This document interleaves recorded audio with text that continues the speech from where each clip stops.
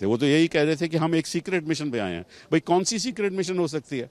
अगर कोई किसी को इंटेरोगेट करना आया है, किसी की विटनेस स्टेटमेंट लेने आया, वो कहाँ से सीक्रेट हो गई?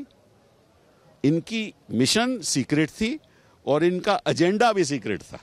वो मालूम है, आपको मालूम है, देश की जनता को मालूम है कि इनका एजेंडा क्या था। क्योंकि गृह मंत्री जी कहते हैं कि अब हम रिपोर्ट मंगवा रहे हैं हम गवर्नर से, तो एजेंडा तो साफ है। तो वो एजेंडा इनका नाकाम हो गया और सुप्रीम कोर्ट ने सही कहा कि भाई शिलोंग का मौसम अच्छा है, वहाँ मतलब कि जाकर आप जो भी इंटेरोगेट करना चाहिए करिए।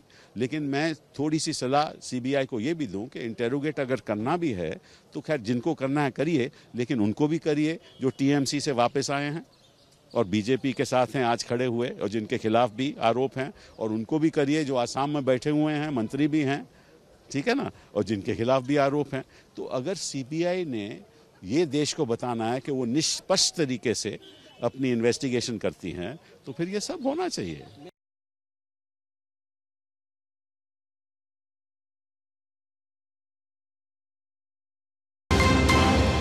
बनर्जी को परेशान कर रहे हैं मोदी जी, सबको परेशान कर रहे हैं। मेरे ऊपर भी, जैसे आपको पता है, मेरे घर पे इन्होंने पुलिस की रेड कराई थी।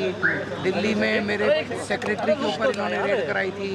ममता जी पे रेड करा रहे हैं। ये ठीक नहीं है, देश के जनतंत्र के लिए ठीक नहीं है। जो चुनी हुई सरकारें हैं उनको काम करने देना चाहिए। इस तरह से मोदी जी को अपना काम करना चाहिए और जो सरकारें लोगों ने चुन के भेजी है उनको अपना काम करने देना चाहिए। इस तरह से विपक्ष की सरकारों को तंग करना जनतंत्र के खिलाफ है, देश के खिलाफ है। ममता बनर्जी जी, भारतीय जनता पार्टी का प्रभाव बंगाल के अंदर इतना बढ़ गया है कि उससे बौखला गई। सीबीआई के मुद्दे पर जो उन्होंने नाटक किया है, उस नाटक को न पश्चिम बंगाल की जनता स्वीकार कर रही, न देश की जनता स्वीकार कर रही। जिस प्रकार से विश्व की सबसे बड़ी पार्टी के राष्ट्रीय अध्यक्ष को वहाँ सभा नहीं करने दे रहे हैं, देश के सबसे बड़े राज्य के मुख्यमंत्री को वहाँ सभा नहीं करने दे रहे हैं, ये तानाशाही है, ये लोकतंत्र की हत्या करने का प्रयास है।